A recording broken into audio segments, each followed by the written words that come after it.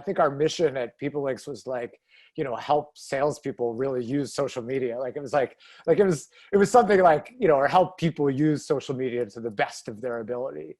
There was like, a few things. It was a few things as we evolved, but ultimately it was something along those lines. And now it's like, how do we scale empathy with technology? Like, how do we make people be a better version of themselves through technology, and allow for them to hear other people's, learn from other people, and that's like the real challenge is like people often, like I always say, like everybody's talking on social media, but like nobody's listening. Like nobody's actually listening anymore. And the reason people a lot of times aren't listening is because they don't understand their own identity first.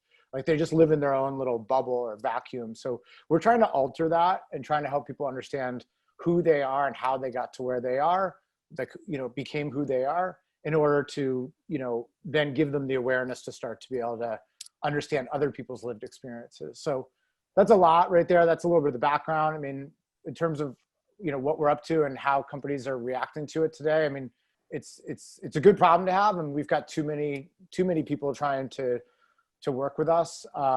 We don't have enough resources. We've been bootstrapped since, really the beginning. We've raised some money, but never enough to really invest, just enough to keep the lights on. And, lately we've just been client funding. We've been making enough money to keep the lights on and keep running the business.